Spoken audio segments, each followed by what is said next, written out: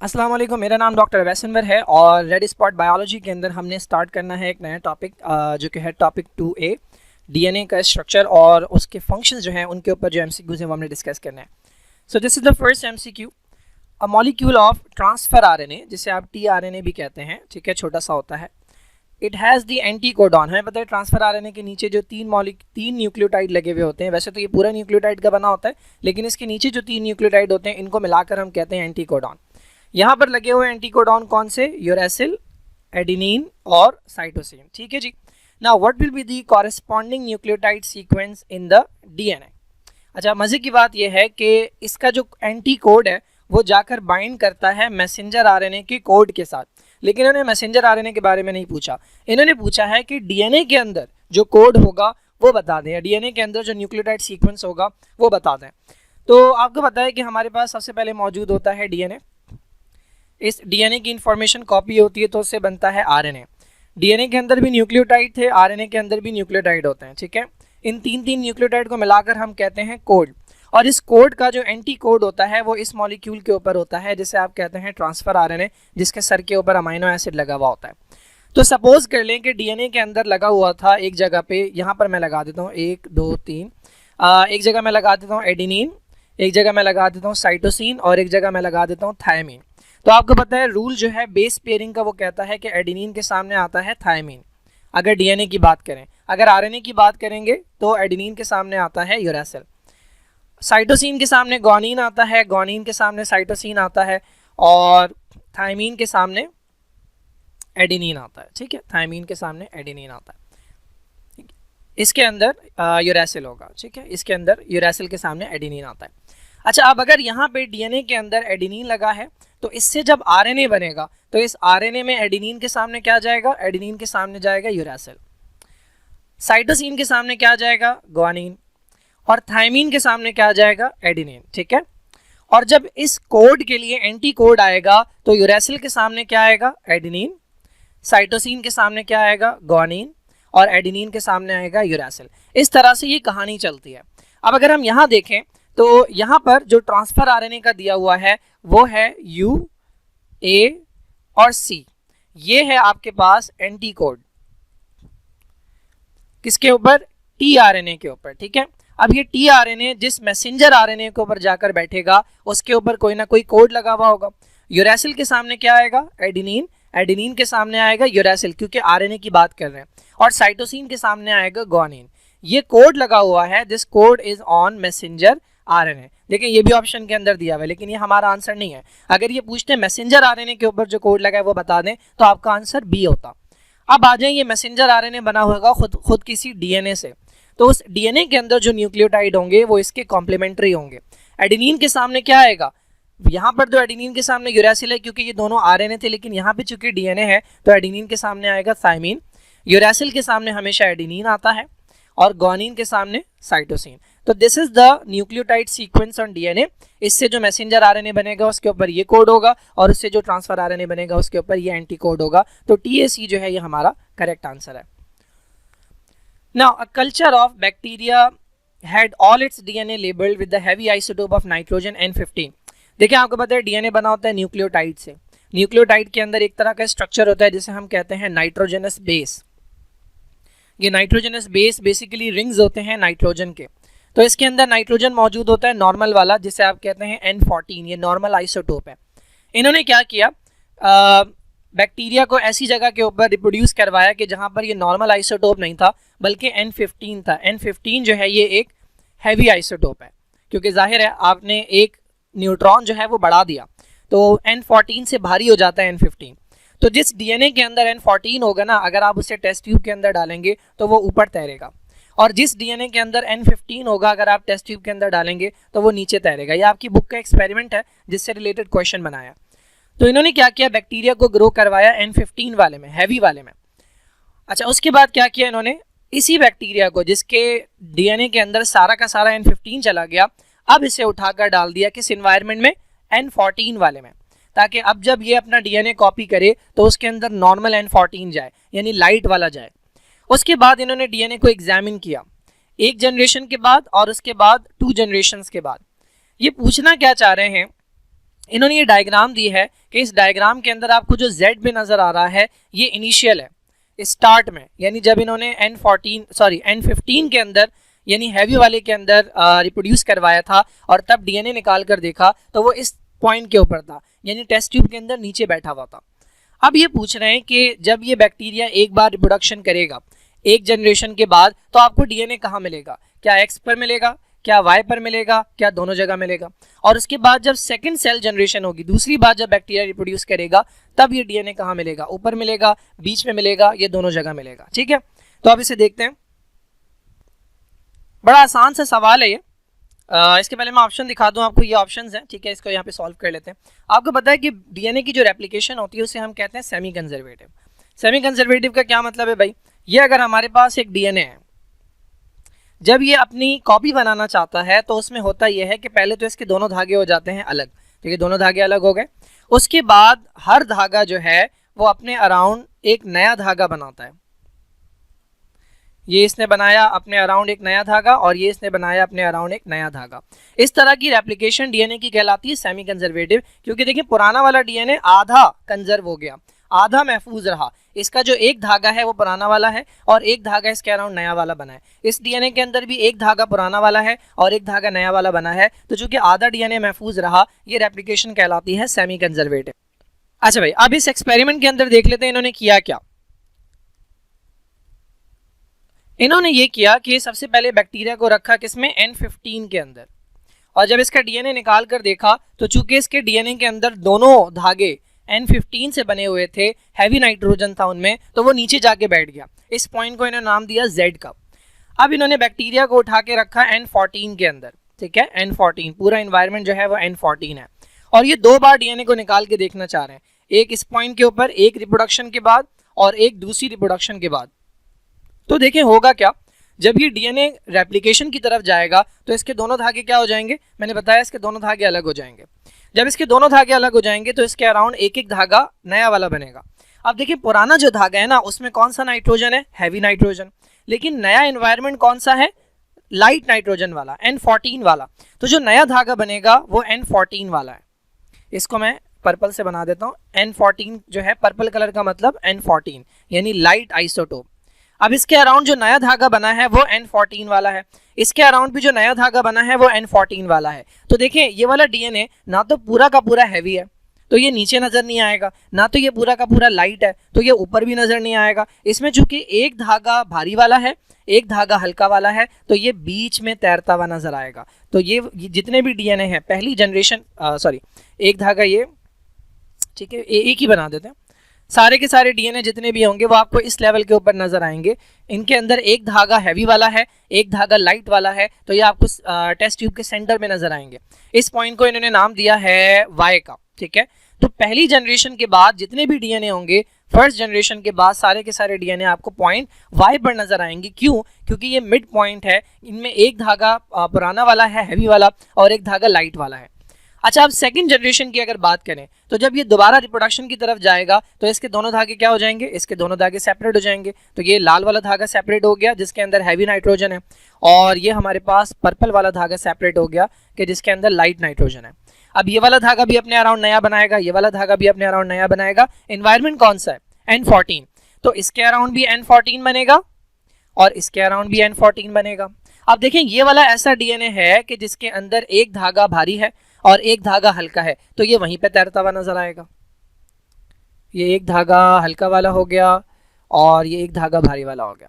लेकिन ये वाला जो डीएनए है इसके अंदर चूंकि दोनों धागे N14 वाले हैं, हल्के नाइट्रोजन वाले हैं, तो ये धागा, ये डीएनए जो है ये आपको ऊपर तैरता हुआ नजर आएगा।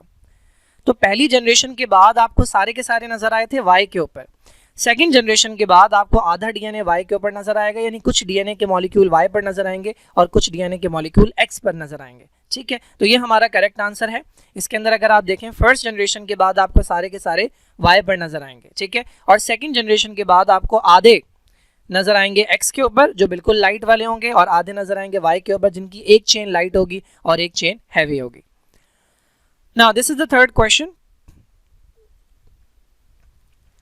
The two pyrimidine bases most commonly found in DNA। अब ये pyrimidine बेस क्या है, तो न्यूक्लियोटाइड जो होता है वो 3 चीज़ों से मिलके बनता है। एक उसके अंदर होता है पेंटोज शुगर, ये 5 कार्बन वाला कार्बोहाइड्रेट है। पहला कार्बन, दूसरा कार्बन, तीसरा, चौथा कार्बन और ये पांचवें कार्बन के ऊपर लगा होता है फॉस्फेट और पहले कार्बन के ऊपर लगा होता है N। N is for nitrogenous base. ये रिंग्स होते हैं नाइट्रोजन के। इनकी 2 टाइप्स होती हैं, या तो रिंग ऐसा होगा जो बिल्कुल सिंगल होगा, या रिंग ऐसा होगा कि जिसके अंदर 2 रिंग्स जुड़े हुए होंगे। तो ये जो सिंगल वाले हैं ये कहलाते हैं पायरिमिडीन, और ये जो डबल रिंग वाला स्ट्रक्चर है, डबल रिंग वाला नाइट्रोजनस बेस है, ये कहलाते हैं प्यूरिन्स। प्यूरिन्स की 2 एग्जाम्पल हैं, एक एडिनिन और एक ग्वानिन।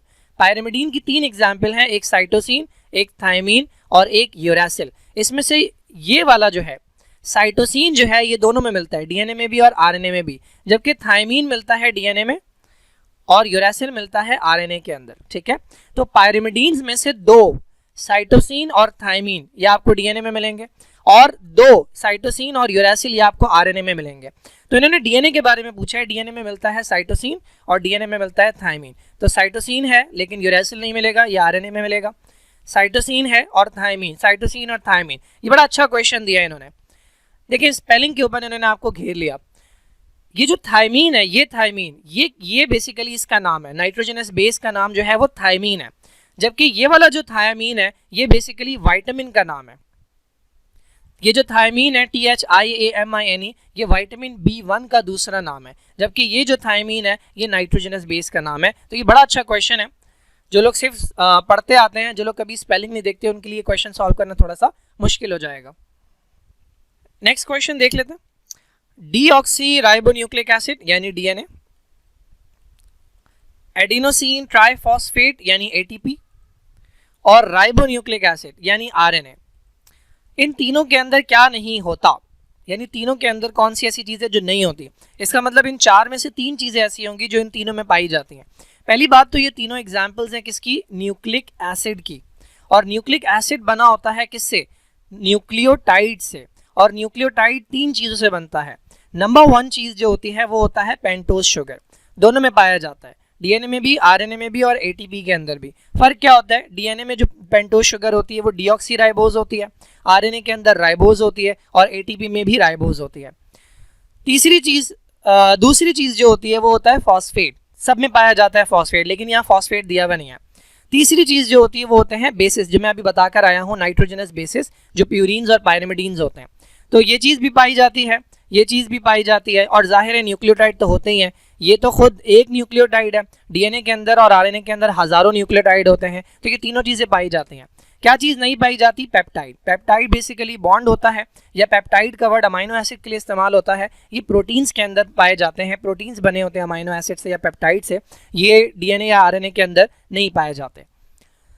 अच्छा भाई, the potentiality for replication of deoxyribonucleic acid depends on, यानी पोटेंशियल जो है रेप्लिकेशन का मतलब डीएनए की जो कॉपी होती है, एक डीएनए से 2 डीएनए बनते हैं, उसकी जो एबिलिटी है वो डिपेंड करती है किस चीज़ के ऊपर। तो अगर आपको प्रोसेस याद हो, अगर ये हमारे पास डीएनए है, तो जब तक ये दोनों धागे एक दूसरे से सेपरेट नहीं होंगे तब तक नया डीएनए नहीं बन सकता। तो इनको सेपरेट करवाने के लिए एक अदद बॉन्ड होता है जो तोड़ना पड़ता है। हमारे पास जो न्यूक्लियोटाइड्स होते हैं वो आमने सामने जुड़े होते हैं एक तरह की बॉन्डिंग से। मैं दिखाता हूँ, ये डायग्राम अगर आप देखें तो ये डीएनए के 2 धागे हैं। कहाँ चला गया, हाँ, ये डीएनए के 2 धागे हैं। ये एक धागा है डीएनए का, ठीक है, यहाँ तक, ठीक है, ये पूरा एक धागा है, और ये दूसरा धागा है डीएनए का। ये दोनों धागे आपस में जुड़े हुए हैं। ये जो डॉटेड आपको लाइंस नजर आ रही हैं, ये बेसिकली एक तरह के बॉन्ड्स है जिन्हें हम कहते हैं हाइड्रोजन बॉन्ड्स। तो डीएनए रेप्लिकेट ऐसे होता है कि ये एक धागा है, ये दूसरा धागा है, इनके दरमियान बॉन्ड बने हुए हैं जिसे आप कहते हैं हाइड्रोजन बॉन्ड। जब तक ये बॉन्ड्स ब्रेक नहीं होंगे तब तक डीएनए रेप्लिकेट नहीं हो सकता। तो इंपॉर्टेंट पॉइंट जो है वो ये है कि जो पोटेंशियलिटी है रेप्लिकेशन की डीएनए की, वो बेसिकली डिपेंड करती है हाइड्रोजन बॉन्ड्स के ऊपर जो नाइट्रोजनस बेसिस के दरमियान बने होते हैं, जिसकी वजह से 2 डीएनए के जो धागे हैं वो जुड़े हुए होते हैं। अच्छा भाई, क्वेश्चन नंबर 6 क्या है, cells from a bacterial clone were grown for many generations on a medium in which all the nitrogen compounds contain only the isotope nitrogen N15। सही है। Adenine comprised 36% of the nitrogenous bases present, ठीक है। A sample of these bacteria were transferred to a medium in which the only nitrogen source was N14 and was provided with conditions suitable for asexual reproduction। अभी तक की scenario अगर मैं समझाऊं तो इन्होंने बैक्टीरिया को रिप्रोड्यूस करवाया ऐसे एनवायरनमेंट में जहाँ पर नाइट्रोजन था N15 वाला। ये वही सिनेरियो है जो पहले हम देखते आए हैं।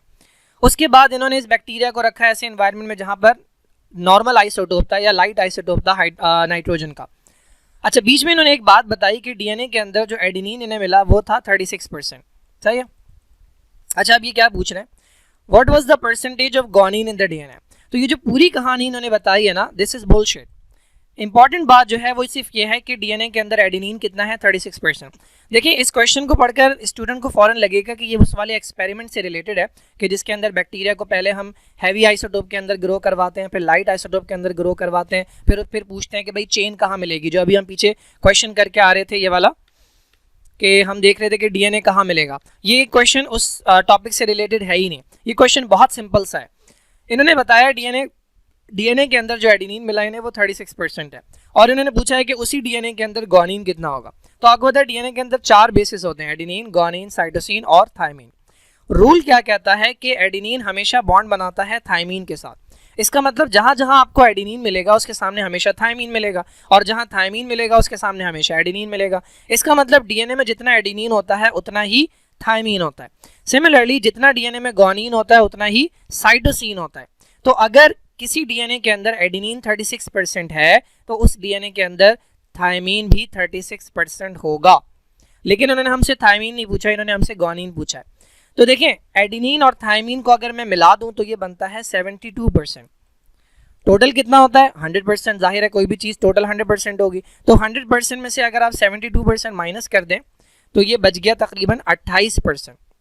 अगर दो चीज़ें मिलकर बना रही हैं 72%, तो 28% में बाकी दो चीज़ें आएंगी। वो बाकी दो चीज़ें क्या हैं, गॉनिन और साइटोसिन। तो 28% जो है उसमें गॉनिन भी है और साइटोसिन भी है, और चूंकि गॉनिन और साइटोसिन बराबर होते हैं तो 28 का आधा गॉनिन होगा और 28 का आधा साइटोसिन होगा, यानी 14% जो है वो गॉनिन और 14% जो है वो साइटोसिन मिलेगा। तो आपसे गॉनिन पूछा है तो करेक्ट आंसर जो है वो ए है। तो ये जो बाकी सिनेरियो इन्होंने दिया था ये सिर्फ कंफ्यूज करने के लिए दिया है, इसमें सवाल जो है बहुत आसान से पूछा गया था।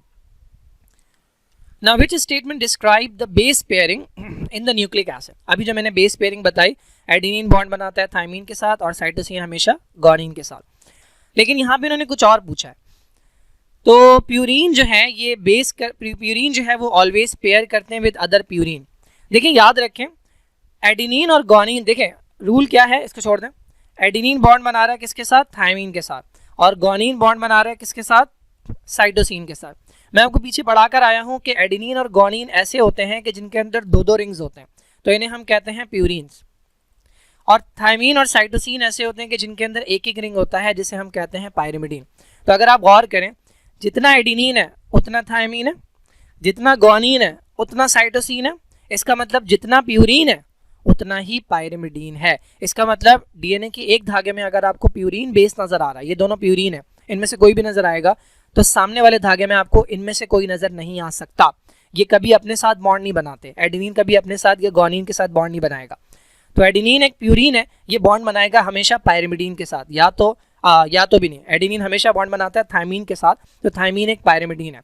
तो पहला पॉइंट देखें, प्यूरिन बेस जो है वो पेयर करेगा विद अदर प्यूरिन, बिल्कुल गलत बात है। Purine can only pair with pyrimidine, बिल्कुल सही है। ये प्यूरिन्स है, ये पायरिमिडीन्स है। एडेनिन हमेशा थायमिन के साथ बॉन्ड बनाता है, गॉनिन हमेशा साइटोसिन के साथ बॉन्ड बनाता है। This is the correct answer. Adenine can not pair with either uracil और थायमिन, गलत बात है। एडेनिन तो करता ही पेयर थायमिन के साथ, या अगर आरएनए बन रहा हो तो यूरेसिल के साथ। Hydrogen bonding can only occur between the pyrimidine basis, बिल्कुल गलत बात है। एडेनिन और थायमिन के दरमियान 2 हाइड्रोजन बॉन्ड्स होते हैं, गॉनिन और साइटोसिन के दरमियान 3 हाइड्रोजन बॉन्ड्स होते हैं। ये कह रहे हैं हमें सिर्फ पायरिमिडीन बेसिस के दरमियान होती है, गलत बात है, क्योंकि ये जो हाइड्रोजन बॉन्ड्स बनते हैं ये प्यूरिन्स और पायरिमिडीन के दरमियान बनते हैं। तो जो करेक्ट आंसर है वो हमारा बी है। अच्छा भाई, क्वेश्चन है कि what is the advantage of DNA having 2 complementary strands. हमें पता है कि डीएनए के अंदर 2 धागे होते हैं और ये दोनों धागे एक दूसरे के कॉम्प्लीमेंट्री होते हैं। कॉम्प्लीमेंट्री का मतलब एक दूसरे को कंप्लीट करने वाले, एक दूसरे के लिए कंपैटिबल होते हैं, ठीक है, एक दूसरे के लिए लाजिम होते हैं। तो अगर यहाँ पर एडेनिन लगा है तो सामने हमेशा थायमिन लगा होता है, ये बेस पेयरिंग का रूल है। अगर यहाँ पे गॉनिन लगा है तो यहाँ पे साइटोसिन लगा होता है, अगर यहाँ पे साइटोसिन है तो यहाँ पे गॉनिन होता है, और अगर यहाँ पे थायमिन है तो यहाँ पे एडेनिन होता है। इसको कॉम्प्लीमेंट्री बेस पेयरिंग कहते हैं, और ये वाला धागा और ये वाला धागा एक दूसरे के कॉम्प्लीमेंट्री कहलाता है। इसका इन्होंने एडवांटेज पूछा है, क्या फ़ायदा है इसका? तो इसका फ़ायदा ये है कि जो रेप्लिकेशन है, यानी डीएनए की जो कॉपी होती है वो बहुत आसान हो जाती है, वो पॉसिबल हो जाती है। तो डीएनए की रेप्लिकेशन हम कहते हैं सेमी कंजर्वेटिव होती है। तो ये सेमी कंजर्वेटिव रेप्लिकेशन इसलिए पॉसिबल है कि डीएनए के जो 2 धागे हैं, इनमें से आपको 2 धागे नहीं चाहिए कॉपी बनाने के लिए, आपको इनमें से सिर्फ एक धागा चाहिए। ये डीएनए के 2 धागे हैं, इनको आप सेपरेट करें, एक धागा अलग करें, एक धागा अलग करें, आपको सिर्फ ये वाला धागा चाहिए, क्योंकि इसके अंदर जो इन्फॉर्मेशन है आपको उसके सामने उसके कॉम्प्लीमेंट्री बेस पेयर लाकर रखने हैं। अगर यहाँ पे एडेनिन है तो आप यहाँ पे थायमीन लाकर बिठा दें, अगर यहाँ पे गुआनिन है तो यहाँ पे साइटोसिन, अगर यहाँ पे साइटोसिन है गुआनिन ला के बिठा दें, अगर यहाँ पे थायमीन है यहाँ पे एडेनिन ला के बिठा दें, और आप पूरा का पूरा डीएनए का धागा बना सकते हैं। तो कॉम्प्लीमेंट्री स्ट्रैंड होने का फायदा यह है कि सेमी कंजर्वेटिव रेप्लिकेशन जो है वो पॉसिबल हो जाती है। नेक्स्ट क्वेश्चन देख लेते हैं भाई, विच of the following statement about the strands of a newly replicated DNA molecule is correct। यानी ये पूछ रहे हैं कि ये हमारे पास DNA था, ये डिवाइड हुआ है या रेप्लिकेट हुआ है, कॉपी हुआ है, और इससे हमारे पास कि 2 DNA बने हैं। आपको पता है दोनों धागे अलग अलग हो जाएंगे और फिर दोनों के अराउंड एक एक नया धागा बनेगा। तो ये इन मॉलिक्यूल्स के बारे में पूछ रहे हैं, जो नया नया DNA अभी बने इसके बारे में पूछ रहे हैं कि क्या बात इनमें से करेक्ट है। तो पहली स्टेटमेंट है भाई, both strands are made up of newly assembled nucleotides. ये कह रहे हैं भाई ये जो डीएनए बना है, ये वाला डीएनए की बात कर लेते हैं, इसके दोनों धागों में नए न्यूक्लियोटाइड्स हैं। क्या ये बात सही है? बिल्कुल गलत है, क्योंकि इसके एक धागे के अंदर पुराने न्यूक्लियोटाइड्स हैं और एक धागे में नए न्यूक्लियोटाइड्स हैं, तो बिल्कुल गलत बात है। One strand is new and the other is part of the original molecule, this is the correct statement. एक स्ट्रैंड इसका न्यू है, ये पर्पल वाला, और एक स्ट्रैंड जो है ये ओरिजिनल मॉलिक्यूल का पार्ट है। ये स्टेटमेंट बिल्कुल सही है, यही करेक्ट आंसर है। Both strand contain some nucleotides from the original molecule, बिल्कुल गलत। ऐसा नहीं है कि दोनों स्ट्रैंड्स में कुछ कुछ पुराने न्यूक्लियोटाइड गए हैं, एक धागा पूरा पुराना है और एक धागा पूरा नया है। The sugar phosphate chains are conserve and new bases are inserted between them. ये कह रहे हैं कि भाई ये ऐसे हुआ है कि ये दोनों जब अलग हुए तो ये बिल्कुल सलामत रहे, लेकिन इनके दरमियान बीच बीच में कहीं पे नए नए न्यूक्लियोटाइड्स आ गए। ठीक है, ये कुछ कह रहे हैं कि इस तरह से नए नए न्यूक्लियोटाइड्स आ गए और फिर ये दोबारा जुड़ गए। तो ये स्टेटमेंट भी गलत है। करेक्ट स्टेटमेंट ये है कि जो नया डीएनए बनता है उसमें एक धागा नया वाला और एक धागा एग्जैक्टली पुराना वाला होता है, बिल्कुल उसमें कोई चेंज नहीं आया हुआ होता। अच्छा भाई, एडेनिन कंप्राइज 36%, वही सवाल पूछा गया है इन the DNA of the bacterial clone what is the percentage of guanine. तो अगर एडेनिन 36 है तो थायमीन भी 36 होगा, ये मिलके बन गए कितना 72। 100 में से 72 माइनस करेंगे तो क्या बच जाएगा 28 को 2 से डिवाइड करेंगे तो ये बनेगा 14। तो 14% गुआनिन होगा और 14% साइटोसिन होगा। Now which of the following is involved in the interchain linkage. Interchain का मतलब 2 चेन्स के दरमियान जो बॉन्ड बन रहा है उसके बारे में पूछ रहे हैं। बिटवीन कॉम्प्लीमेंट्री स्ट्रैंड, तो ये दोनों डीएनए के कॉम्प्लीमेंट्री स्ट्रैंड है, इन दोनों के दरमियान जो बॉन्डिंग बन रही है उसके बारे में पूछ रहे हैं। कौन सी बॉन्डिंग होती है? तो मैं पहले भी बता चुका हूँ, ये हाइड्रोजन बॉन्डिंग होती है। एडेनिन और थायमीन, अगर यहाँ पे एडेनिन है तो इसके सामने आपको पता है थायमीन होगा। इनके दरमियान जो हाइड्रोजन बॉन्ड्स होते हैं उनका नंबर है 2। 2 हाइड्रोजन बॉन्ड्स एडेनिन और थायमीन के दरमियान होते हैं और गुआनिन और साइटोसिन के दरमियान 3 हाइड्रोजन बॉन्ड्स होते हैं। ठीक है, तो ये हाइड्रोजन बॉन्ड्स हैं जो इन दोनों को जोड़ के रखते हैं और जब भी रेप्लिकेशन होती है तो ये हाइड्रोजन बॉन्ड्स ब्रेक किए जाते हैं। कोवेलेंट बॉन्ड्स कहीं पर नहीं होते इनके दरमियान में। अच्छा भाई, इन 1951 चार्गफ एनालाइज, चार्गफ एक शख्स है जिसने ये बेस पेयरिंग का रूल बताया था। Chargaff analyse bovine thymus DNA. Bovine जो है वो कैटल्स के लिए इस्तेमाल होता है, गाय वगैरह के लिए, और थाइमस एक ग्लैंड होता है जो कि चेस्ट के अंदर पाया जाता है। इम्यून सिस्टम के अंदर इसका बड़ा इंपॉर्टेंट रोल होता है। And calculated the relative amounts of 4 nitrogenous bases, his results are shown. तो भाई इसने डीएनए को बोवाइन के थाइमस के डीएनए को उसने एनालाइज किया और इसके अंदर उसे 4 बेसिस मिले। कौन से 4 बेसिस हैं भाई? एडेनिन मिला, थायमीन मिला, साइटोसिन मिला और गुआनिन मिला। अच्छा, अब इसने यहाँ पर कैटेगराइज किया है। एक तरफ इसने रखे हैं प्यूरिन। देखिए प्यूरिन के अंदर इसने एक बता दिया एडेनिन है, तो जाहिर है दूसरा कौन सा होगा? आपको पता है 2 ही प्यूरिन्स होते हैं, एक एडेनिन होता है और एक गुआनिन होता है, तो आपको कुछ करने की ज़रूरत ही नहीं है, दिस इज गुआनिन। ठीक है, लेकिन आपको पायरिमिडीन्स का नहीं पता क्योंकि पायरिमिडीन्स में इसने नाम नहीं दिए। तो पायरिमिडीन में एक इनमें से थायमीन है और एक इसमें से साइटोसिन है। पहले हम देखते हैं कि क्या हम सिर्फ इस बेसिस के ऊपर क्वेश्चन सॉल्व कर सकते हैं। तो बेस 1 मुझे पता है गुआनिन है, तो बेस 1 में गुआनिन कहाँ लिखा है? 2 जगह पे लिखा है, नहीं कर सकते, हमें इसको भी सॉल्व करना पड़ेगा। तो बहुत आसान है।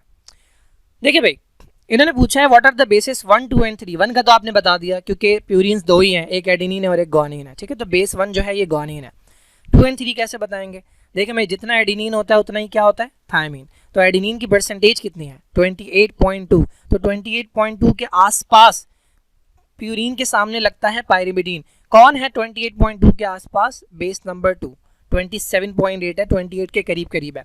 इसका मतलब बेस 2 है थायमीन। तो ग्वानिन बेस 1, बेस 2 क्या है, थायमीन। तो this is the correct answer. और बेस 3 जो है उसकी परसेंटेज बेस 1 के आसपास होगी, क्योंकि बेस 1 है ग्वानिन और ग्वानिन मैच करता है किसके साथ, साइटोसिन के साथ। तो बेस 3 जो है वो साइटोसिन है। So this is how you solve this question. Now which statement describe base pairing in nucleic acid? तो एडेनिन जो है can not pair with uracil और थायमीन, बिल्कुल गलत बात है। एडेनिन तो बनाता ही बॉन्ड थायमीन या यूरेसिल के साथ है। Guanine is paired with adenine, गलत बात। ग्वानिन साइटोसिन के साथ बॉन्ड बनाता है। Hydrogen bonding can only occur between pyrimidine, गलत बात है, क्योंकि हाइड्रोजन बॉन्डिंग प्यूरिन और पायरिमिडीन के दरमियान में होती है। Purine base can only pair with pyrimidine, ये बात बिल्कुल सही है। The following events occur in the replication of DNA, ठीक है। ये 6 इवेंट्स दिए हुए इन्होंने, आपको बताना है पहले कौन होता है बाद में कौन होता है। तो पहला इवेंट क्या है, bonds between complementary bases break. तो सबसे पहले अगर आप देखें तो ये हमारे पास डीएनए होता है। पहला इवेंट क्या होता है, ये कॉइल हुआ है, ठीक है। तो पहले तो ये होगा सेपरेट, सॉरी अनकॉइल होगा। तो ये डीएनए आपका हो गया सीधा, ये कॉइलिंग से अनकॉइलिंग हो गई। तो इसके अंदर अगर आप देखें DNA molecule uncoil, this is the first thing जो होती है यहाँ पे, ठीक है। This is the first thing. उसके बाद क्या होगा, आपको बताएं इनके दरमियान बने हुए बॉन्ड्स, कौन से बॉन्ड बने हुए हमारे पास, यहाँ पर बने हुए हाइड्रोजन बॉन्ड्स, ठीक है। कॉम्प्लीमेंट्री बेसिस, ये एडेनिन है तो इसकी कॉम्प्लीमेंट्री थायमीन है, तो इनके दरमियान जो बॉन्ड्स है वो ब्रेक होंगे। तो दूसरा काम ये होगा, bonds between complementary bases break. तो ये दूसरा इवेंट है। इसके बाद क्या होगा, जब बॉन्ड्स ब्रेक हो जाएंगे तो ये दोनों धागे एक दूसरे से क्या हो जाएंगे, सेपरेट हो जाएंगे। तो ये तीसरा इवेंट है। ऑपोजिट स्ट्रैंड्स जो हैं ये एक दूसरे से सेपरेट हो जाते हैं, ठीक है। अच्छा, उसके बाद क्या होगा, जब ये दोनों एक दूसरे से सेपरेट हो जाएंगे तो अब अगर यहाँ पे एडेनिन लगा हुआ है, ये वाला धागा मैंने हटा दिया, ये वाला धागा दूर कर दिया। अगर यहाँ पे एडेनिन लगा हुआ है तो इसके सामने कौन आके बैठेगा, थायमीन आके बैठेगा। कहाँ से आएगा, साइटोप्लाज्म के अंदर या न्यूक्लियोप्लाज्म के अंदर, न्यूक्लियस का जो फ्लूइड होता है उसके अंदर पड़े हुए होते हैं। तो थायमीन आकर बैठेगा। अगर यहाँ पे साइटोसिन लगा है तो ग्वानिन आके बैठेगा। तो न्यूक्लियोटाइड्स आकर अरेंज होंगे, फ्री न्यूक्लियोटाइड अलाइन होंगे with the complementary nucleotide on each strand. इसके सामने भी अलाइन होंगे और इसके सामने भी अलाइन होंगे, ठीक है। तो ये चौथा इवेंट है। उसके बाद क्या होगा, जब ये दो आ जाएंगे ना, जैसे थायमीन आ गया और ग्वानिन आ गया, तो इनके दरमियान बॉन्ड बनेगा। फिर अगर इसके नीचे लगा हुआ है थायमीन तो यहाँ पे एडेनिन आएगा और इसके दरमियान बॉन्ड बनेगा। ये बॉन्ड कहलाता है फॉस्फोडाइस्टर बॉन्ड, या इसे हम कहते हैं शुगर फॉस्फेट बॉन्ड, ठीक है। ये शुगर फॉस्फेट बॉन्ड कहलाता है। तो शुगर फॉस्फेट बॉन्ड बनेगा, ये पांचवा इवेंट है। और आखिर में क्या होगा, आखिर में इन दोनों के दरमियान बॉन्डिंग हो जाएगी, यानी हाइड्रोजन बॉन्ड्स बन जाएंगे। तो bonds between complementary bases are form. तो ये छठा इवेंट है। तो 3 जो है ये पहला इवेंट है। किसमें दिया हुआ है 3 पहले, इन दोनों में दिया हुआ है। तो ये दोनों, ये वाले दोनों इनकरेक्ट हैं, इनमें से कोई राइट आंसर है। सेकेंड इवेंट कौन सा है, सेकेंड इवेंट है 1। तो 3 के बाद यहाँ पे 6 दिया हुआ है, ये गलत है। 3 के बाद 1, ठीक है। तो ये हमारा करेक्ट आंसर है। 1 के बाद कौन सा है भाई, 4।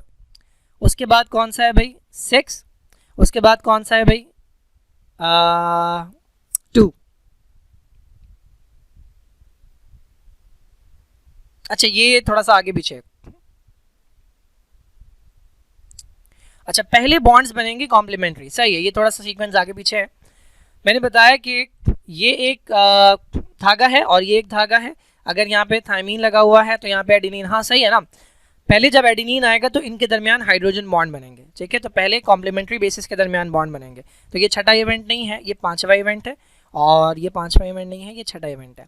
इनके दरमियान बॉन्ड बन गया। अब अगर यहाँ पे ग्वानिन है और यहाँ पे साइटोसिन आएगा तो इसके दरमियान बॉन्ड बनेगा और फिर इसके दरमियान बॉन्ड बनेगा। तो पहले कॉम्प्लीमेंट्री बेसिस के दरमियान बॉन्ड बन रहा है जो कि हाइड्रोजन बॉन्ड है, और उसके बाद ऊपर नीचे जो बॉन्ड बन रहा है जिसे आप शुगर फॉस्फेट बॉन्ड कहते हैं, ठीक है। तो ये एक छोटी सी माइनर सी एरर था। Now what is the function of the enzyme DNA polymerase? Polymer का मतलब है लंबी सी चेन और एज का मतलब होता है एंजाइम। पॉलीमरेज वो एंजाइम है जो चेन बनाता है, और डीएनए पॉलीमरेज का मतलब डीएनए की चेन बनाने वाला। तो डीएनए बनाने वाला एंजाइम जो है वो डीएनए पॉलीमरेज कहलाता है। और ये किसको देखकर बनाता है डीएनए? तो डीएनए पॉलीमरेज डीएनए को देखकर डीएनए बनाता है। ये जो रेप्लिकेशन होती है इसके अंदर जब ये दोनों धागे एक दूसरे से अलग हो जाते हैं तो वो कौन है जो एक एक न्यूक्लियोटाइड को पढ़कर उसके सामने दूसरा न्यूक्लियोटाइड लेकर आता है, उसका नाम डीएनए पॉलीमरेज होता है। तो डीएनए पॉलीमरेज डीएनए के धागे को इस्तेमाल करता है और उसके अराउंड एक नया धागा बनाता है। तो क्या है भाई डीएनए पॉलीमरेज का फंक्शन क्या है? To build a strand of DNA using DNA as a template. बिल्कुल सही है, डीएनए के धागे को यूज करता है टेम्पलेट के तौर पे इंस्ट्रक्शंस पढ़ने के लिए और उसके सामने नया धागा बनाता है। तो this is the correct statement. यहाँ क्या है भाई? To build a strand of DNA using a polypeptide as a template. भाई प्रोटीन को देखकर तो डीएनए नहीं बनाया जा सकता, तो ये इनकरेक्ट है। To build a strand of messenger RNA using DNA as a template. ये काम जो है ना आरएनए बनाना डीएनए को इस्तेमाल करते हुए, ये काम होता है आरएनए पॉलीमरेज का। ये डीएनए पॉलीमरेज का काम नहीं है, ये आरएनए पॉलीमरेज का काम है। To build a polypeptide using messenger RNA as a template, ये किसका काम है भाई? ये राइबोसोम्स का काम है। राइबोसोम मैसेंजर आरएनए को पढ़ते हैं और उसको देखकर प्रोटीन बनाते हैं। Now which of the following describe the structure of DNA? तो भाई पॉलीन्यूक्लियोटाइड चेन्स होती हैं, 2 न्यूक्लियोटाइड की चेन्स होती हैं हमारे पास डीएनए में, बिल्कुल सही है, लेकिन कैसी होती हैं? पैरेलल होती हैं, एंटी पैरेलल होती हैं। अब अगर किसी को ये बात नहीं भी पता, कोई मसला नहीं है, जरूरी नहीं है कि जो चीज़ पहले आप उसे पहले सॉल्व करें, आप दूसरे ऑप्शन की तरफ जाएं। यहाँ क्या दिया हुआ है भाई? नंबर ऑफ बेस पेयर पर complex turn off the helix. DNA आपको पता है टर्न्स लेता है, घूमता है। अब डीएनए का जो एक टर्न है मैं अगर आपको दिखाऊं तो ये डायग्राम अगर आप देखें तो डीएनए जो है आपको ये घुमा हुआ नजर आ रहा है, ठीक है। अगर इस पॉइंट से हम बात करें, इस पॉइंट से अगर आप देखें, ठीक है, तो डीएनए घूमा, ठीक है, और फिर घूम के वापस आ गया इस पॉइंट के ऊपर, ठीक है। तो यहाँ से लेकर यहाँ तक ये डीएनए का एक टर्न है। सिमिलरली यहाँ से लेकर यहाँ तक ये डीएनए का दूसरा टर्न है। तो डीएनए जो है ये घूमता है, ये टर्न्स लेता है। इस एक टर्न की जो लेंथ है ये आपने पढ़ा होगा 34 एंगस्ट्रॉम होती है या 3.4 नैनोमीटर होती है। 2 अलग अलग यूनिट है। एंगस्ट्रॉम का मतलब होता है एक्सपोनेंट -10, ठीक है। तो अगर मैं इस डेसिमल को यहाँ ले जाऊँ तो ये 3.4 बन जाएगा, और जब मैं लेफ्ट साइड पे लेके जाता हूँ तो मैं इसमें +1 ऐड करूँगा। जब मैं +1 ऐड करूँगा तो ये -9 हो जाएगा। -9 को नैनोमीटर कहता है। तो ये जो डीएनए टर्न्स ले रहा है, इस एक टर्न के अंदर जो न्यूक्लियोटाइड का नंबर है वो होता है 10। कैसे पता मुझे? क्योंकि 34 एंगस्ट्रॉम जो है ना ये एक टर्न की लेंथ है, जबकि एक न्यूक्लियोटाइड की जो लेंथ होती है वो 3.4 एंगस्ट्रॉम होती है। तो 34 को जब मैं डिवाइड करता हूँ 10 से तो मेरे पास आंसर आता है 3.4। तो एक टर्न के अंदर 10 न्यूक्लियोटाइड है। तो अगर आपको सिर्फ ये बात पता है तो अगर आप गौर करें तो सिर्फ एक ही ऑप्शन है कि जिसके अंदर 10 दिया हुआ है, तो यही आपका करेक्ट आंसर है। पॉलीन्यूक्लियोटाइड चेन्स जो है डीएनए के जो 2 धागे हैं वो एंटी पैरेलल क्यों हैं? तो एंटी पैरेलल इसलिए हैं, मैं आपको एक डायग्राम दिखाता हूँ जो मैंने पीछे दिखाई भी थी। हाँ, इस डायग्राम को अगर आप देखें तो ये वाला धागा जो है इसको अगर आप देखेंगे तो ये है हमारे पास पेंटोज शुगर और ये इसका फॉस्फेट है। किस तरफ है फॉस्फेट? ऊपर की तरफ। अगर आप इसके सामने वाला धागा देखें तो ये है हमारे पास पेंटोज शुगर और इसका फॉस्फेट देखें किस तरफ है? नीचे की तरफ। तो एक धागा जो है ये अगर इस डायरेक्शन में होता है तो दूसरा धागा उसके ऑपोजिट डायरेक्शन में होता है। तो वी से दैट कि डीएनए के जो दो धागे हैं वो एक दूसरे के पैरेलल नहीं है, क्योंकि वो एक ही डायरेक्शन के अंदर नहीं जा रहे, बल्कि वो एंटी पैरेलल होते हैं, वो ऑपोजिट डायरेक्शन के अंदर होते हैं। Now the table shows the percentage of bases in DNA from various type of cell. ये सोर्स बताया हुआ है। ऑक्स एक एनिमल होता है गाय की तरह का, उसका थाइमस वो ग्लैंड है जो मैंने बताया था चेस्ट के अंदर होता है। तो ऑक्स के थाइमस से निकाला है डीएनए, फिर ऑक्स की स्प्लीन से निकाला है। स्प्लीन राइट साइड पे होती है। अगर ये आपका डायफ्राम है और ये आपका लिवर है तो बीच में स्टमक होता है और यहाँ पे स्प्लीन होती है। तो स्प्लीन हो गई, ठीक है। ऑक्स का स्पर्म, इससे डीएनए निकाला। रैट का बोन मैरो, ठीक है, चूहे के बोन मैरो से, और यीस्ट जो कि फंगस की एक टाइप होती है, यूनिसेलुलर फंगस होता है। तो इन सब में से डीएनए निकाल कर उनको चेक किया। तो डीएनए, हर सबके डीएनए में 4 चीज़ें होती हैं, एडेनिन, गुआनिन, साइटोसिन, थायमिन। तो इन्हें कुछ कुछ नंबर मिले। अब पूछ क्या रही है? विच of the following is a valid deduction from these data? इनमें से वैलिड डिडक्शन क्या है, यानी इस इंफॉर्मेशन से आप क्या बात अज्यूम कर सकते हैं या क्या बात निकाल सकते हैं। तो पहला पॉइंट क्या है? DNA is composed of 2 strands twisted around each other.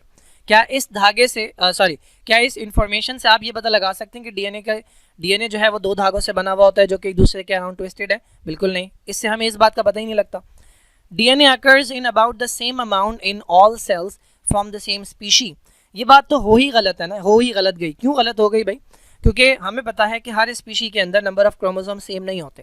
हमारा जो एक क्रोमोसोम है उसके अंदर एक डीएनए का मॉलिक्यूल है, तो अब मेरे पास 46 डीएनए के मॉलिक्यूल हैं, लेकिन ऑक्स के अंदर या रैट के अंदर या यीस्ट के अंदर तो 46 क्रोमोसोम नहीं होते। तो सारे के सारे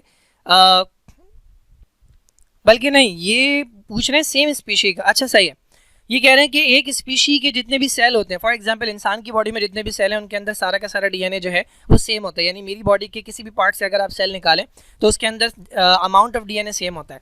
देखिए ये बात तो सही है, क्योंकि मेरे सारे सेल्स के अंदर 46 क्रोमोसोम्स होते हैं, लेकिन इस डेटा से हमें ये बात पता नहीं लगती। ठीक है, इस डेटा से ये बात वाज़ेह नहीं होती कि किसी भी स्पीशी के, क्योंकि यहाँ पर तो एक स्पीशी की बात ही नहीं हो रही। अगर एक स्पीशी की बॉडी के पार्ट से सारे के सारे डीएनए के सैंपल निकाले गए तो शायद मैं ये बात कर भी लेता, लेकिन यहाँ पे डिफरेंट स्पीशी से निकाला गया है, तो इस इंफॉर्मेशन से ये बात हमें पता नहीं लगती। थर्ड, अगर आप देखें the structure of DNA is the same in both yeast and animal cell. इनमें से कहीं पर भी स्ट्रक्चर ऑफ डीएनए की बात नहीं हो रही। हाँ, अगर ये कहें कि the components of DNA are same in all organism, तो ये इससे पता लग रहा है, क्योंकि चारों के अंदर पांचों सोर्स के अंदर डीएनए 4 चीज़ों से मिलकर बना है, एडेनिन, गुआनिन, साइटोसिन और थायमिन। तो अगर मैं स्टेटमेंट लिखूं कि भाई इस इंफॉर्मेशन से ये पता लगता है कि डीएनए जो है वो सारे ऑर्गेनिज्म के अंदर 4 कंपोनेंट से बना होता है, एडेनिन, गुआनिन, तो ये बात सही होती, लेकिन स्ट्रक्चर की कोई बात नहीं हो रही। द लास्ट थिंग जो बच गई वो ये है कि the 4 bases show complementary base pairing. Complementary base pairing वही है, एडेनिन बाइंड करता है थायमिन के साथ, साइटोसिन बाइंड करता है गुआनिन के साथ। क्यों शो हो रहा है ये? क्योंकि जहाँ जहाँ आप एडेनिन का अमाउंट देखेंगे वो बराबर होगा थायमिन के अमाउंट से, ऑलमोस्ट इक्वल है। गुआनिन का अमाउंट जो है वो ऑलमोस्ट इक्वल आएगा साइटोसिन में। किसी के अंदर भी आप उठाकर देख लें तो एडेनिन और थायमिन जो है वो बराबर आ रहे होंगे या ऑलमोस्ट इक्वल आ रहे होंगे, आसपास आ रहे होंगे, और साइटोसिन और गुआनिन जो है वो बराबर आ रहे होंगे। तो इससे पता लगता है बेस पेयरिंग का, कॉम्प्लीमेंट्री बेस पेयरिंग का। Now which of the following is found in both DNA and messenger RNA? Now this is very important to understand. इन्होंने पूछा है कि भाई वो कौन सी चीज़ है जो डीएनए के अंदर और मैसेंजर आरएनए के अंदर, ठीक है, वैसे तो किसी भी आरएनए की बात कर लें, बट इन्होंने स्पेसिफिकली मैसेंजर आरएनए मेंशन करके थोड़ा सा और कंफ्यूज करने की कोशिश की है। तो पहली बात तो डीएनए और आरएनए दोनों बने होते हैं न्यूक्लियोटाइड से, तो डिफरेंस देख लें पहले। डीएनए के अंदर जो शुगर होती है वो होती है डीऑक्सीराइबोस, ठीक है, डीऑक्सीराइबोस, और आरएनए के अंदर जो शुगर होती है वो होती है राइबोस। पहला डिफरेंस हो गया। डीएनए के अंदर जो चौथी बेस होती है वो होती है थायमीन, आरएनए के अंदर जो चौथी बेस होती है वो होती है यूरेसिल। अच्छा, अब डीएनए जो है वो डबल स्ट्रैंडेड होता है और आरएनए जो होता है वो सिंगल स्ट्रैंडेड होता है। इन्होंने पूछा है ऐसी चीज बताएं जो दोनों में पाई जाती है। तो क्या डबल हीलिक्स स्ट्रक्चर दोनों का होता है? बिल्कुल नहीं, डबल हीलिक्स स्ट्रक्चर डीएनए का होता है, आरएनए का नहीं होता, तो ये गलत हो गया। क्या राइबोस दोनों के अंदर पाया जाता है? बिल्कुल नहीं, राइबोस आरएनए के अंदर पाया जाता है, तीनों आरएनए के अंदर, मैसेंजर, ट्रांसफर और आपका जो राइबोसोमल है, लेकिन ये डीएनए में नहीं पाया जाता। क्या थायमीन दोनों में पाया जाता है? बिल्कुल नहीं, मैंने बताया कि डीएनए के अंदर थायमीन होता है जबकि आरएनए के अंदर इसकी जगह यूरासिल होता है। तो लास्ट चीज़ बच गई शुगर फॉस्फेट चेन। अगर आपको नहीं भी पता ये क्या होता है फिर भी आप आंसर लगा देंगे क्योंकि चौथी चीज़ यही है, लास्ट ऑप्शन यही है। शुगर फॉस्फेट चेन क्या होती है? तो आपका जो न्यूक्लियोटाइड होता है, अगर मैं दोबारा उसी डायग्राम की तरफ लेके जाऊँ, इस डायग्राम को अगर आप दोबारा देखें तो ये हमारे पास शुगर है, 5 कार्बन वाला कार्बोहाइड्रेट, ये फॉस्फेट है, फिर ये शुगर है, फिर फॉस्फेट है, फिर ये शुगर है, फिर फॉस्फेट है। तो ये जो शुगर फॉस्फेट बैकबोन है या जो शुगर फॉस्फेट चेन है ये डीएनए में भी पाई जाती है और इसी तरह की शुगर फॉस्फेट चेन जो है वो आरएनए में पाई जाती है। फर्क कहाँ पर आएगा? फर्क आएगा कि ये जो देखिए इन्होंने शुगर कहा है, इन्होंने डीऑक्सीराइबोज नहीं कहा। आरएनए में जो शुगर होगी वो राइबोज होगी, डीएनए में जो शुगर होती है वो डीऑक्सीराइबोज होती है, लेकिन उन्होंने डीऑक्सीराइबोज या राइबोज का वर्ड इस्तेमाल नहीं किया, इन्होंने खाली शुगर फॉस्फेट कहा। दोनों को शुगर ही कहते हैं। तो ये जो शुगर फॉस्फेट चेन है ये डीएनए में भी पाई जाती है और ये आरएनए में पाई जाती है। फर्क ये होता है कि डीएनए के अंदर आपको यहाँ पर थायमीन मिल रहा है, आरएनए के अंदर थायमीन नहीं मिलेगा, यूरासिल मिलेगा। बाकी एडेनिन मिलता है, गुआनिन मिलता है, साइटोसिन मिलता है। So that was the correct answer. तो सी जो है वो करेक्ट आंसर है कि शुगर फॉस्फेट चेन दोनों में मिलती है। Now the diagram represents part of a DNA molecule, ठीक है, ये हमारे पास एक डीएनए मॉलिक्यूल का पार्ट है, ये एक धागा है इसके अंदर और ये डीएनए का दूसरा धागा है और इनके दरमियान हाइड्रोजन बॉन्ड्स बने हुए। Now what would be the appearance after semi conservative replication had occurred? बहुत आसान है। सेमी कंजर्वेटिव में क्या होता है, अगर ये डीएनए है तो दोनों धागे सेपरेट हो जाएंगे और फिर दोनों के अराउंड एक एक नया धागा बनेगा। तो आपको कितने डीएनए नजर आएंगे? आपको 2 डीएनए नजर आएंगे, एक डीएनए ये और एक डीएनए ये। तो अगर आप गौर करें तो आपके पास 4 धागे होने चाहिए। सिर्फ एक ही ऑप्शन है कि जिसके अंदर 4 धागे दिए हुए हैं, ये एक धागा, ये दूसरा धागा, ये तीसरा धागा, ये चौथा धागा, बाकी सबके अंदर दिए हुए ही नहीं है 4 धागे, तो ये तो हो ही नहीं सकते। यही करेक्ट आंसर है। होगा क्या, ये वाला धागा जब सेपरेट होगा तो मैं इसके अंदर ये सिर्फ एडेनिन लिख रहा हूँ ऊपर से, और ये वाला धागा जब सेपरेट होगा, ये थायमीन वाला धागा सेपरेट हो गया, तो ये अपने सामने एक नया धागा बनाएगा। एडेनिन के सामने क्या आता है, थायमीन, ठीक है, इसके सामने एक नया धागा बनेगा, और ये अपने सामने एक नया धागा बनाएगा। थायमीन के सामने क्या आता है, इधर बना लें, एडेनिन, ठीक है। तो आपको नज़र आ रहा है एडेनिन और थायमीन ये, और आपको नज़र आ रहा है एडेनिन और थायमीन ये, ठीक है। तो ये कंडीशन होगी। Now the table shows percentage concentration of 3 basis in the DNA. 3 basis का बताया है इन्होंने, साइटोसिन, गुआनिन और थायमीन, एडेनिन का नहीं बताया, तो यकीनन उसका पूछेंगे। कहाँ से लिए हैं भाई, 4 डिफरेंट सोर्सेज से। Which source is a species of mammal. देखिए आप बता ही नहीं सकते कि इनमें से कौन सा डीएनए मैमल से लिया गया, ठीक है, तो ये कंफ्यूज करने के लिए दिया है, लेकिन उन्होंने आगे हिंट दिया है with a concentration of adenine of 31.0%। यानी ये कह रहे हैं कि इनमें से एक डीएनए जो है ना वो हमने मैमल से लिया है, और उसके अंदर जो एडेनिन की कॉन्सेंट्रेशन है वो 31.0% है, जबकि एडेनिन उन्हें दिया हुआ नहीं है। ये पूछ रहे हैं कौन सा है बता दें, तो बहुत आसान सी बात है। आपको पता है जितना एडेनिन होता है उतना ही क्या होता है, उतना ही थायमीन होता है। तो अगर एडेनिन 31% है तो थायमीन भी 31 या उसके आसपास होना चाहिए। तो आप सिर्फ थायमीन वाला कॉलम देखें, किसके अंदर 31 या उसके आसपास है। क्या इसमें है, नहीं। क्या इसमें है, यस। क्या इसमें है, नहीं। क्या इसमें है, नहीं। तो बी जो है ये करेक्ट आंसर है। 29.8% थायमीन है, तो 31.0% जो है वो एडेनिन होगा, यानी ये वाला जो डीएनए है ये किसी मैमल से लिया गया है। Now which type of sugar and bonds are found in a DNA molecule. तो मैंने पहले ही बताया था जो शुगर पाई जाती है वो होती है डीऑक्सीराइबोस, डीएनए के अंदर डीऑक्सीराइबोस और आरएनए के अंदर राइबोस। देखिए ये दोनों जो है ना ये बिलोंग करती हैं कैटेगरी से जिसे कहते हैं पेंटोस। पेंटोस का मतलब 5 कार्बन वाली। डीऑक्सीराइबोस के अंदर भी 5 कार्बन होते हैं, इसके अंदर 10 हाइड्रोजन और 4 ऑक्सीजन होते हैं। राइबोस के अंदर 5 कार्बन होते हैं, 10 हाइड्रोजन होते हैं और 5 ऑक्सीजन होते हैं। तो दोनों में 5 कार्बन है, तो ये पेंटोस है, तो ये दोनों इनकरेक्ट हो गए। हेक्सोस वाले, हेक्सोस का मतलब 6, तो या तो ये आंसर है या ये आंसर है।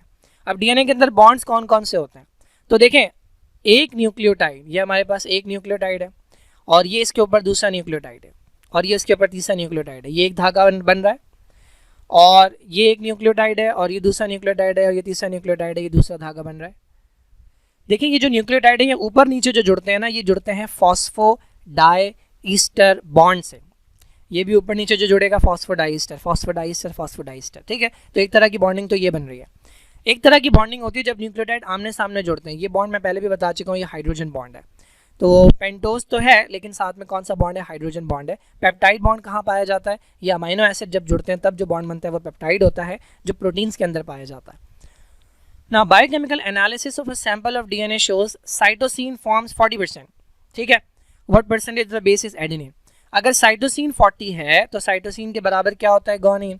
तो 40 ये हो गया, 40 ये हो गया, ये मिलकर कितना हो गया, 80%। 100 में से 80% आप माइनस कर दें तो बच गया 20%।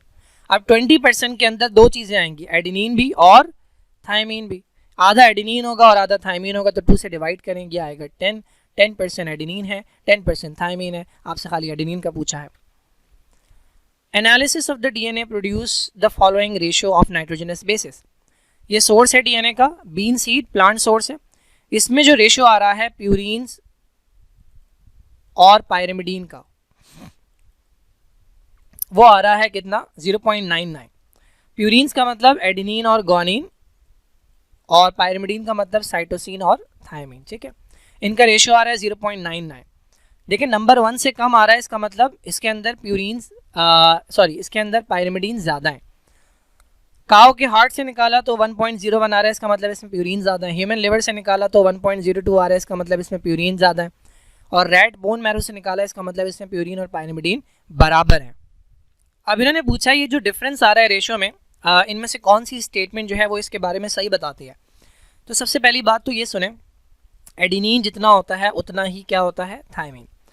गुआनिन जितना होता है उतना ही क्या होता है, साइटोसिन। मैंने बताया था ये दोनों जिस कैटेगरी से बिलोंग करते हैं उसे कहते हैं प्यूरिन्स, और ये दोनों जिस कैटेगरी से बिलोंग करते हैं उसे कहते हैं पायरिमिडीन। इसका मतलब जितना प्यूरिन होगा उतना ही हमेशा पायरिमिडीन होगा। तो यहाँ पर और यहाँ पर प्यूरीन और पायरिमिडीन बराबर नहीं आ रहे, क्योंकि अगर ये बराबर होते हैं तो रेशो आता है 1, सिर्फ इसमें बराबर आ रहे हैं। इसका मतलब ये जो एक्सपेरिमेंट किए गए हैं या जो भी टेक्निक इस्तेमाल की गई है उसके अंदर कुछ ना कुछ एरर आया है। तो this is your correct statement कि there are variations in the accuracy of analytical technique. जिस तरह से काम, क्योंकि ऐसा हो ही नहीं सकता कि कोई डीएनए आप निकालें उसके अंदर 2 धागे मौजूद हों और आप जब उसके अंदर प्यूरीन्स और पायरिमिडीन्स को काउंट करें तो उनका जो वो है नंबर जो है वो इक्वल ना आए, क्योंकि जहाँ जहाँ प्यूरीन लगा होगा उसके सामने हमेशा पायरिमिडीन होगा, जहाँ पायरिमिडीन होगा उसके सामने हमेशा प्यूरीन होगा। तो अगर 100 प्यूरीन्स हैं तो 100 ही पायरिमिडीन होंगे और रेशो हमेशा बराबर आएगा, यानी रेशो हमेशा 1 आएगा। तो इसका मतलब जो टेक्निक थी उसके अंदर फॉल्ट है। बाकी स्टेटमेंट क्या है, एनिमल डीएनए कंटेन्स मोर प्यूरीन, ऐसा नहीं होता, सबके डीएनए में बराबर प्यूरीन पायरिमिडीन होते हैं। Different part of organism contain different portions of purine and pyrimidine, गलत बात है। मेरे सेल्स के अंदर जहाँ कहीं भी डीएनए होगा हर जगह प्यूरीन पायरिमिडीन बराबर होंगे। DNA contain thymine instead of uracil है भाई, इससे क्या पता लगेगा, ये तो होता ही है डीएनए के अंदर, तो ये करेक्ट स्टेटमेंट नहीं है। Now what is the effect of enzyme DNA ligase. ये जो डीएनए लाइगेज एंजाइम है ना, ये आपने बायोटेक्नोलॉजी वाले चैप्टर के अंदर पढ़ा होगा। इसका काम होता है सील करना। अगर डीएनए के अंदर कहीं कट लगता है, ये हमारे पास डीएनए के 2 धागे हैं, मैंने आपको बताया था न्यूक्लियोटाइड और न्यूक्लियोटाइड जो ऊपर नीचे जुड़ते हैं वो फॉस्फोडाइस्टर बॉन्ड से जुड़ते हैं। तो जब ये फॉस्फोडाइस्टर बॉन्ड टूट जाता है कभी, तो इसको जोड़ने की जिम्मेदारी होती है डीएनए लाइगेज की। तो इसका काम है डीएनए फ्रेगमेंट्स जो है उन्हें ज्वाइन टुगेदर करना, ठीक है। DNA is broken at specific site, ये किसका काम है, ये काम होता है रिस्ट्रिक्शन एंजाइम का, जिन्हें आप मॉलिक्यूलर सीजर भी कहते हैं, जिनका काम डीएनए में कट लगाना होता है। डीएनए रेप्लिकेशन किसका काम है, डीएनए पॉलीमरेज का, ठीक है। ट्रांसक्रिप्शन किसका काम है, यानी डीएनए से आरएनए बनाना, आरएनए पॉलीमरेज का काम है, ठीक है भाई। Now pyrimidine base contain 4 carbon. Pyrimidine वो है कि जिसके अंदर ये सिंगल रिंग होता है, ये कह रहे हैं कि इसके अंदर 4 कार्बन होते हैं, और जो प्यूरीन बेस है उसके अंदर 5 कार्बन होता है, ठीक है। तो ये प्यूरीन है, इसके अंदर 5 कार्बन है, मैं दिखाता हूं इनकी डायग्राम। फिर ये पूछ रहे हैं how many carbon atoms are there in a nucleotide containing cytosine. बड़ा अच्छा क्वेश्चन है, बहुत प्यारा क्वेश्चन है। देखिए भाई, ये हमारे पास ये पायरिमिडीन्स हैं, ठीक है। ये जो ऊपर नजर आ रहे हैं एडेनिन और ग्वानिन, दीज आर पायरिमिडीन्स। तो इसके अंदर बता रहे हैं कि जो पायरिमिडीन्स हैं, सॉरी ये प्यूरीन्स है, प्यूरीन्स के अंदर हैं 5 कार्बन। तो कहाँ कहाँ हैं, ये हमारे पास 1 कार्बन है इस पॉइंट के ऊपर, ये दूसरा कार्बन है, ये तीसरा कार्बन है, ये चौथा कार्बन है और ये 5वां कार्बन है, ठीक है। इसके अंदर भी 1 कार्बन है, ये दूसरा कार्बन, ये तीसरा कार्बन, ये चौथा कार्बन और ये 5वां कार्बन। तो ये 5 कार्बन हो गए। पायरिमिडीन्स जो हैं सिंगल रिंग वाले, इनके अंदर 4 कार्बन है। तो ये 1 कार्बन है, ये दूसरा कार्बन है, ये तीसरा और ये चौथा, इसी तरह से 4 कार्बन है। तो अब ये पूछ रहे हैं कि आप बता दें कि एक न्यूक्लियोटाइड के जिसके अंदर साइटोसिन लगा हो उसमें कितने कार्बन होंगे। अब स्टूडेंट जब पेपर दे रहा होगा ना, तो वो सोचेगा कि भाई साइटोसिन जो है वो किस कैटेगरी से बिलोंग करता है, क्या वो पायरिमिडीन है या वो प्यूरीन है। तो उसको नजर आएगा कि भाई साइटोसिन जो है वो एक पायरिमिडीन है, सिंगल रिंग वाला है, और पायरिमिडीन के अंदर कितने कार्बन होते हैं, 4 कार्बन, तो वो 4 कार्बन की तरफ जाएगा, लेकिन 4 कार्बन उसे मिलेगा नहीं, तो वो कंफ्यूज हो जाएगा। देखिए आपसे उन्होंने ना खाली साइटोसिन का नहीं पूछा, आपसे उन्होंने पूछा है न्यूक्लियोटाइड का। तो न्यूक्लियोटाइड के अंदर 3 चीज़ें होती हैं। एक इसके अंदर होता है पेंटोज शुगर, 5 कार्बन वाला कार्बोहाइड्रेट, एक इसके साथ लगा होता है फॉस्फेट, और एक इसके साथ होता है नाइट्रोजनस बेस, जो कि यहाँ पर साइटोसिन है, ठीक है। साइटोसिन में कितने कार्बन, 4 कार्बन, क्योंकि ये पायरिमिडीन है। और पेंटोज शुगर के अंदर 5 कार्बन, 1 2 3 4 5, तो ये 5 और 4 कार्बन मिलके बन गए 9 कार्बन। तो करेक्ट आंसर जो है हमारे पास वो बी है।